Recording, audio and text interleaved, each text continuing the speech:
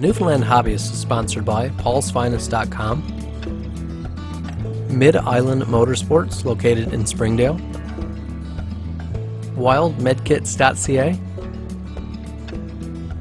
and Robinson's General Store located in Middle Arm. After a lengthy hiatus from fishing, I decided to take up some trouting again last season. Ray and I went on a beautiful ATV adventure where we did some fishing with not much luck. We did have quite a bit of excitement as we went a little too early in the year. Lots of water on, lots of snow on. It certainly made for an exciting day, maybe a little bit too exciting at times. But now it's a brand new season, and my buddy and Quentin and I are off to see if we can have some better luck with the fish, and maybe a little less excitement this time.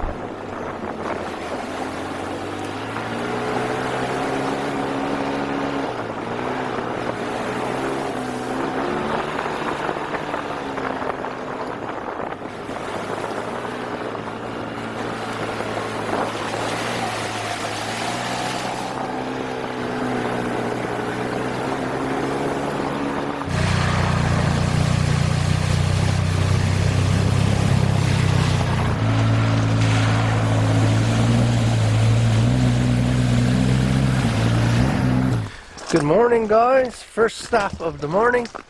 As you can see, just out. Oh, first trout of the morning. Look at that. On the wall. I'm back. Oh, you tiny little one. We decided to come off this Saturday morning and try for a couple trout, have a little ride. It's a rainy morning, a lot of water on the trails, as you can see. But yeah, this is my first time trouting this year. I got an earlier start last year, but not much luck with it because it's still cold, scattered a piece of ice in the ponds and stuff. But yeah, middle of June, so should be some trout getting on and going now. So I'm excited. Hopefully I got better luck than I had last year.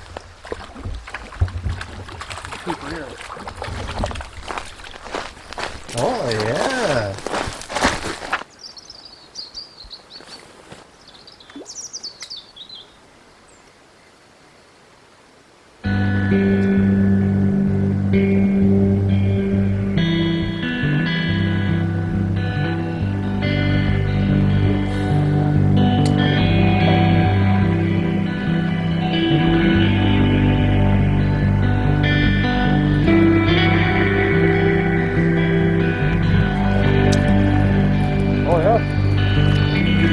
Nice.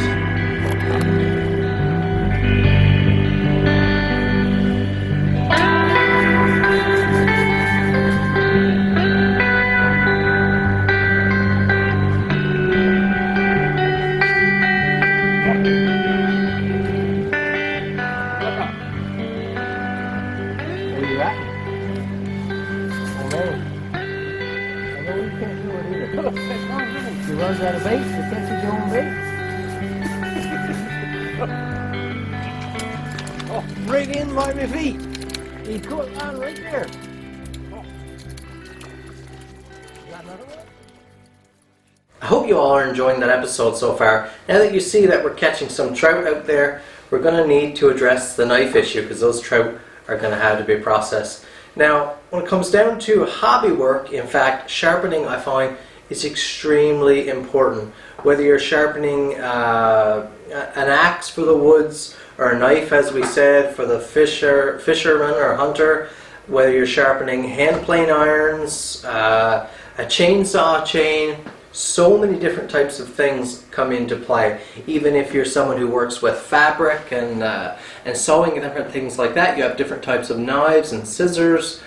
There are so many different hobbies where sharpening becomes very important, and there are a lot of ways to take care of the issue of keeping your tools really sharp. Now, I've been really fortunate to have gotten to test a lot of different sharpening methods, and I've played and relied on a lot of different things over the years, and I'd like to tell you what I like best and what I think is best for different scenarios. So when it comes to stone sharpening, which I would consider the elite, the most refined method of sharpening, there are a couple different methods.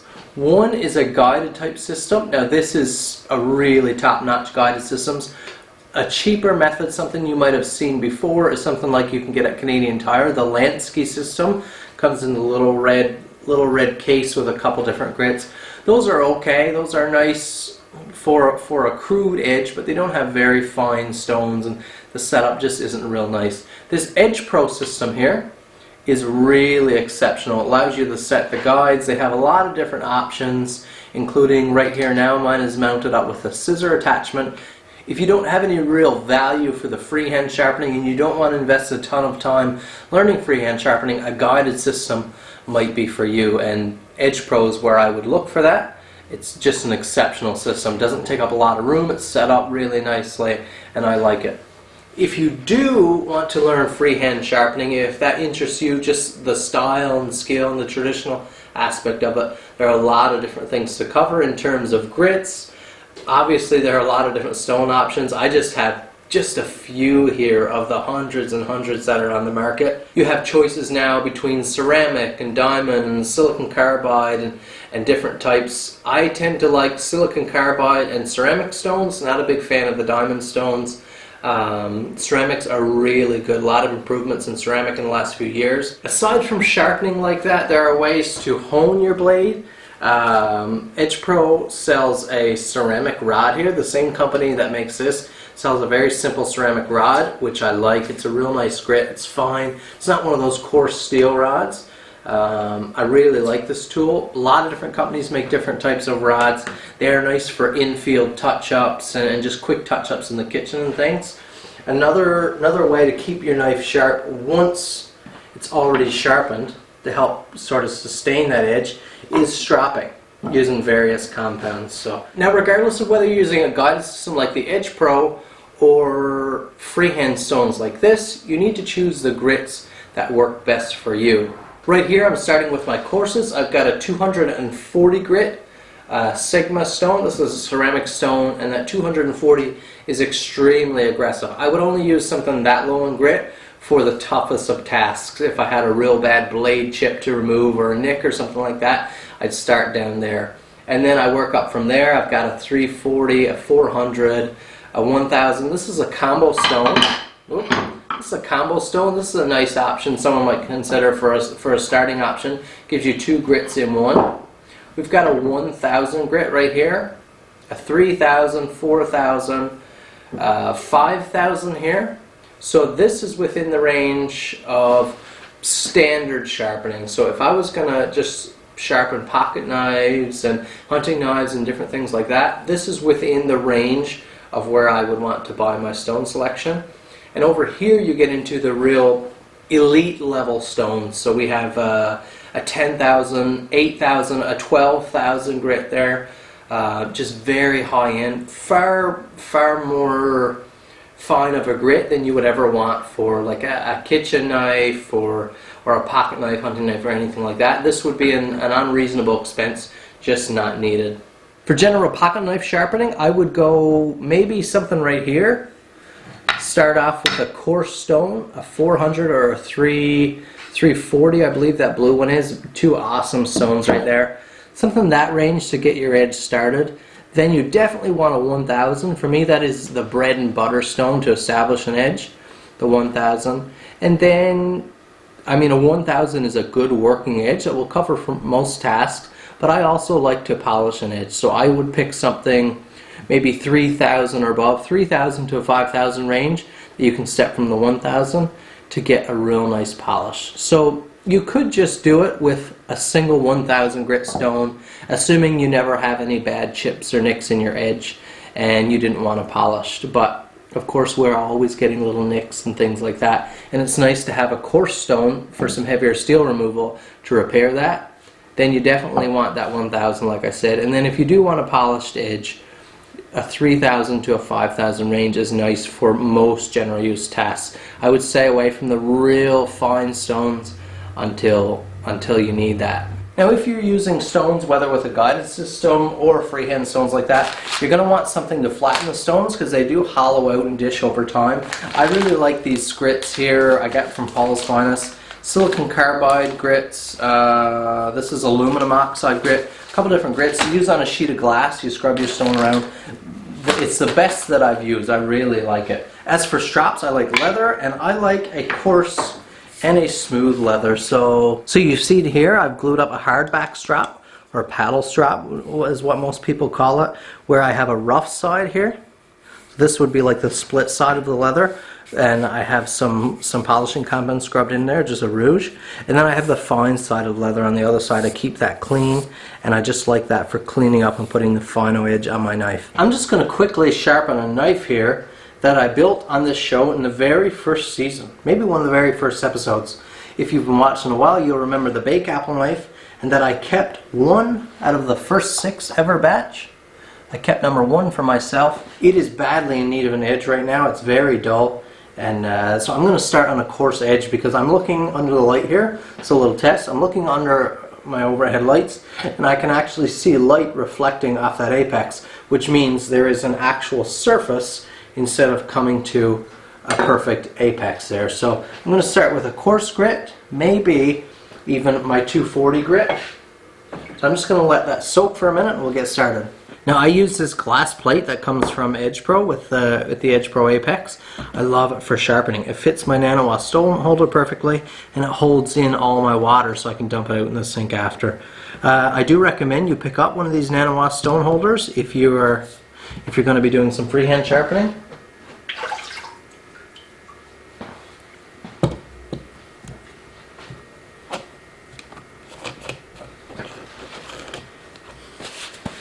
So let's get started here. We have a nicely soaked stone. The Newfoundland Hobbyist is sponsored by EdgeProInc.com, ABS Bussing in Middle Arm, By the Sea Inn and Cafe located in Kings Point, and Noble's Timber Mart with locations in Springdale and Bay Verte. And I will just lay my knife flat on the stone like this. I will tip it up until a shadow disappears under my edge. So you can just watch a black line there disappear. Right at the point where that disappears, that is where you want to be sharpening. And you can hear the coarseness of that stone. Very aggressive stone. I will try to hold that angle. You can see I'm moving quite quickly here because I have a lot of experience sharpening, and I know how to maintain my angle. But you can go real nice and slow. Take your time, watch what you're doing, and you won't have any problems. Perhaps start practicing on a cheaper knife. Maybe go pick up some dollar store knives, some real cheap ones you can get for $1 or $2, and work on those before you start with your high-end stuff.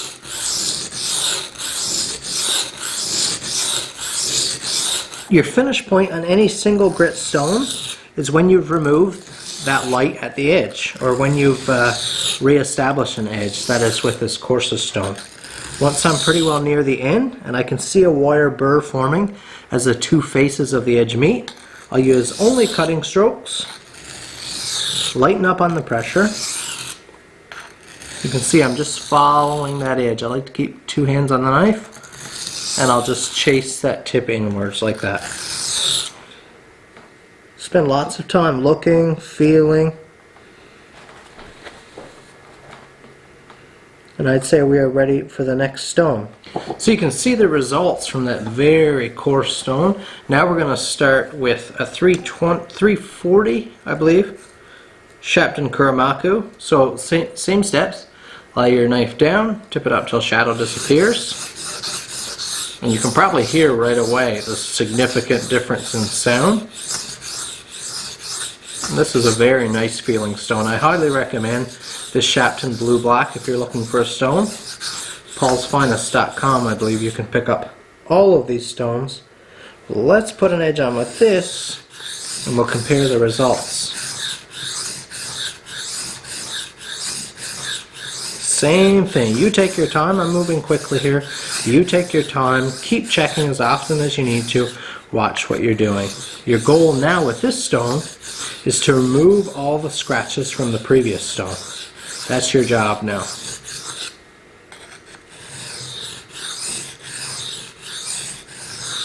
Lighten up my pressure a little bit. And just cutting strokes. That's how I like to finish on each stone.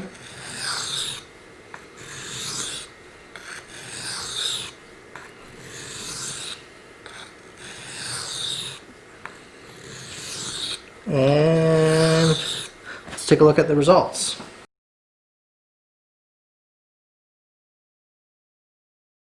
Now I'm going to move to a lovely Sharpening glass stone.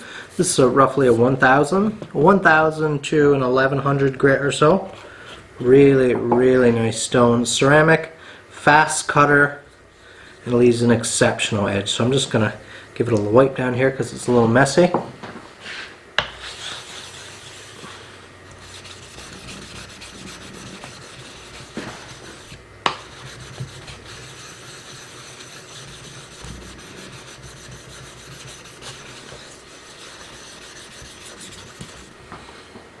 Now here's where you're going to see some serious changes in grit. So same thing.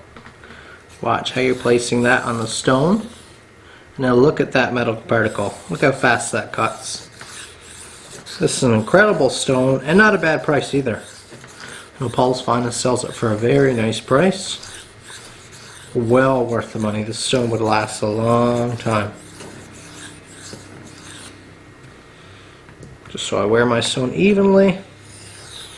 I'll switch over now.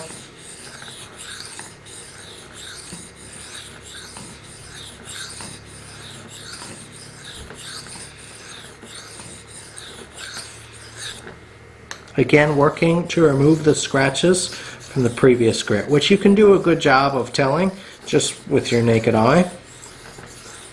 A jeweler's loop, one of those little eyeglasses, also work really well for having a close look at what you're doing. When I started learning sharpening, that's what I used, was a little jeweler's loop. Really nice little tool for helping you see what's the problem with your edge. When you can't get the edge you want, sometimes it can be a little difficult to tell what's going on there. So I think I'm roughly good with the 1,000 here now, so I'll lighten up. Only cutting strokes or strokes into my edge.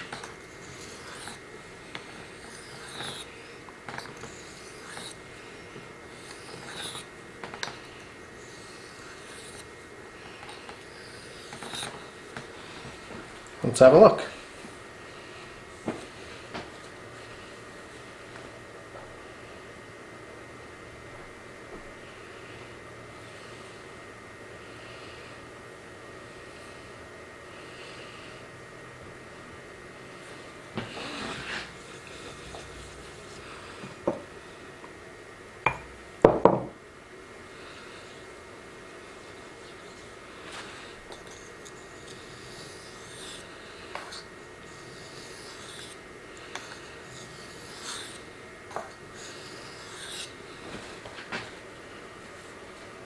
And just to give you an idea of what a 1,000 is capable of, I can clip hairs on my arm now with this. You can see the performance with just a 1,000 grit. So, like I said, if you were just going to buy one stone, a 1,000 wouldn't do it, but then I wouldn't be able, it would take me a long time. Like I started with a real rough edge on my bake apple there, and if I had started with this 1,000, it would have taken me a long time to get to this point. Now, just because I know you guys are probably curious, I'm going to go ahead with a higher grit, a couple higher grits, and just show you what kind of results you can expect. As we already saw, that 1000 gives exceptional user performance. You would be able to work down a moose or a fish or anything with that 1000 and have great success. I think you'd be really happy, but let's just take a look at what a higher grit would look like.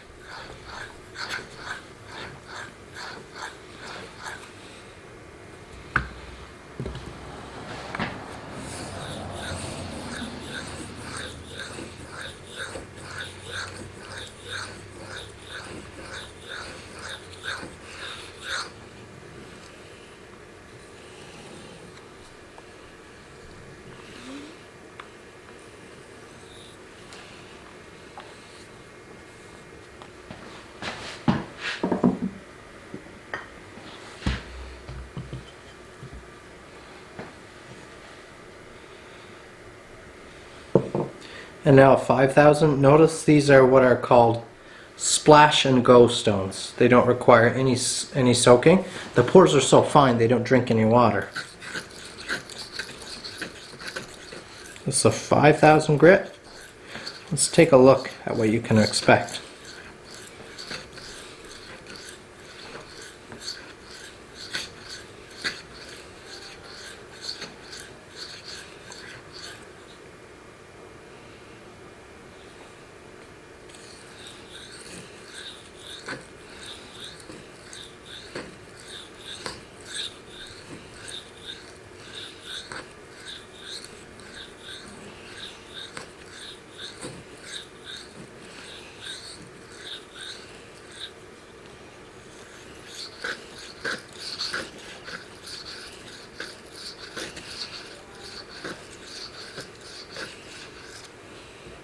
So those are the results off a 5000 grit edge.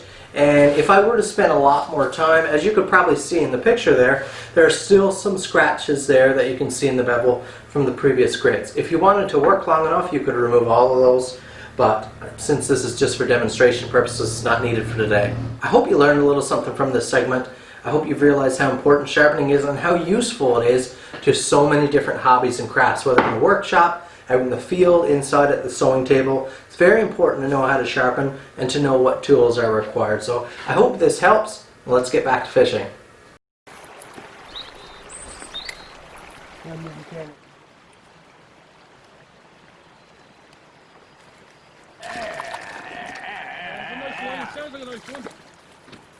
Yeah.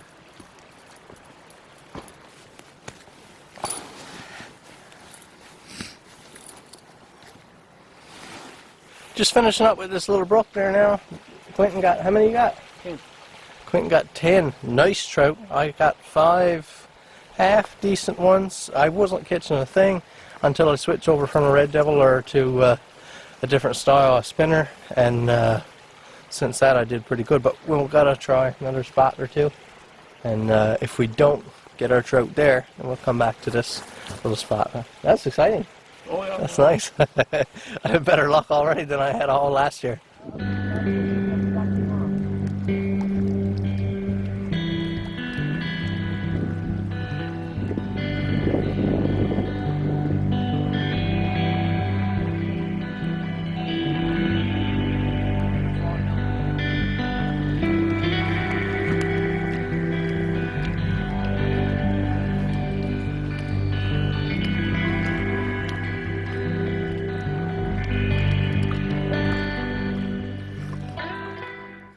Have a look at this spot. See a few Canada geese fly over and calling in the background. Incredible.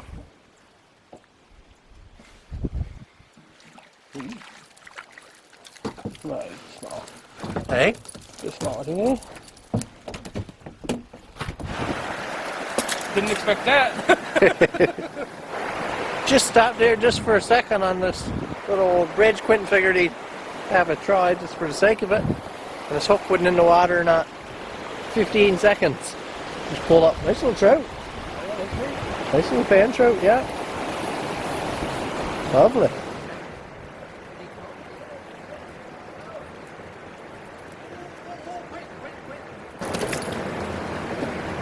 Beautiful trout. Last one of the day.